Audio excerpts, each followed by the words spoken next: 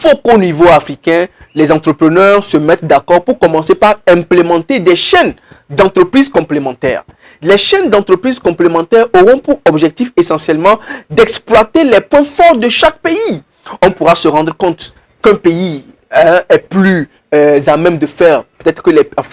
les pays qui sont au niveau de la côte sont plus à même de pouvoir faire un certain type de projet que les pays donc, du Sahel n'ont pas donc, de la facilité de faire parce qu'ils n'ont pas l'accès à la mer ou bien ils ont une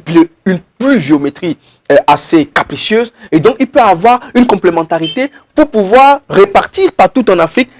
des parties ou des segments de production d'un bien pour pouvoir obliger les pays à s'interconnecter. Et cela voudrait dire que le produit donc, dont les différentes parties donc, de fabrication sont jetées partout en Afrique ne sera plus l'apanage d'un seul pays, mais va jouir des avantages contextuels et pragmatiques de tous les pays qui voient l'hébergement d'une partie de la chaîne. Et au plan économique, tous ces pays-là vont composer ensemble parce que c'est un profit. C'est un profit pour ces pays de manière économique. Et donc, c'est une manière également de pouvoir fléchir les contraintes douanières, de pouvoir fléchir les contraintes de procédure. Et quand vous avez à créer une chaîne de valeur voilà, avec des entreprises réparties ou bien avec des industries réparties dans certains pays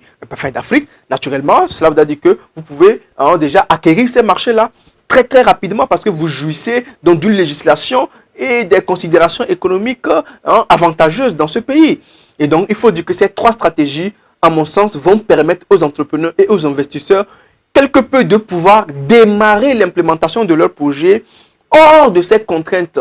douanières, hors de ces contraintes de la de l'implémentation ou bien imposée par l'implémentation difficile et capricieuse, sinon acrobatique de cette zone de libre-échange dans le but de pouvoir aider les entrepreneurs à pouvoir justement jouir de leur intelligence